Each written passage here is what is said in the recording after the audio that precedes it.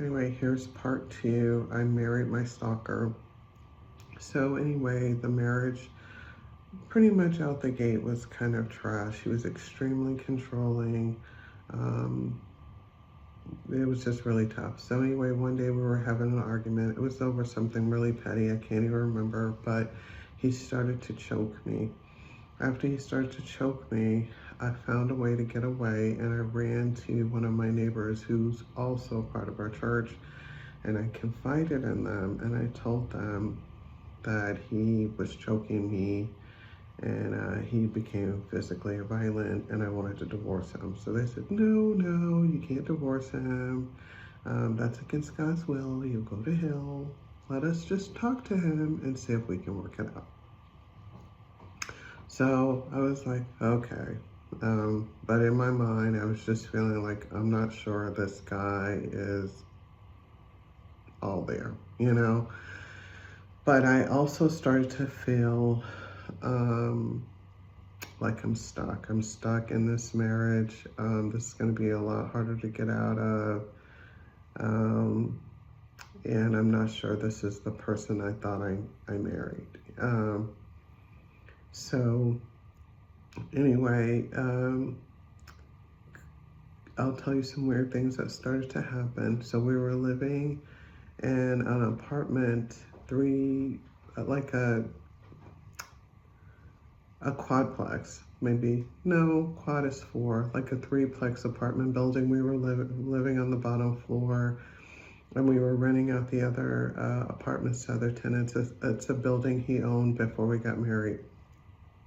Anyway, some guys would knock on the bushes, and then when I would answer the door, I would see these guys hiding in the bushes looking back at me, and it was really weird, and it was something that continued to happen. And so I called the police because I was afraid. I thought, I don't know who these guys are. And so the police came. Whenever the police would finally come by, of course the guys would be gone.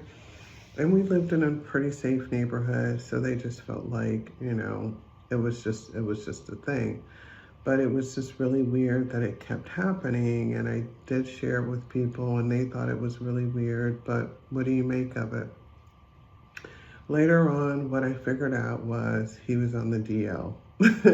And those guys that were hiding in the bushes and knocking on the doors were people that he had been having sex and situationships with, and were coming by the house to get a glimpse of the person he had married and not know that I was his beard.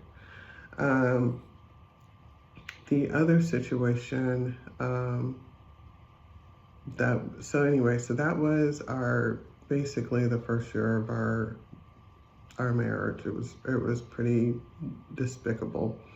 And so I just made in my mind I wanted to make it work, and I was going to do everything I can. I had no idea that he was gay.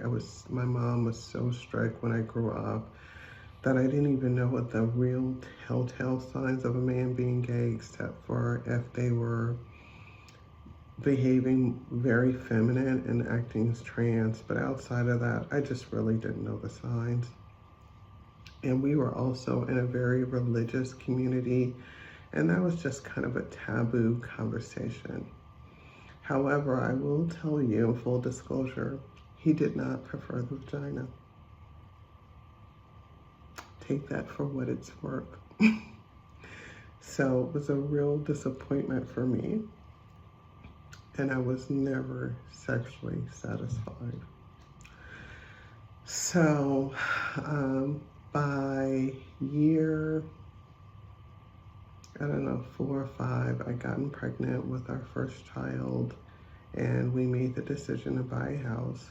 We bought a house in Randolph, Massachusetts. We were living in Massachusetts at the time, and immediately the whole situation of men coming by the house started again. There were men that would come by and knock on the door, and men would call the house and hang up on the phone. It was just a lot of weird stuff. So I called the police, and the police in Massachusetts are amazing.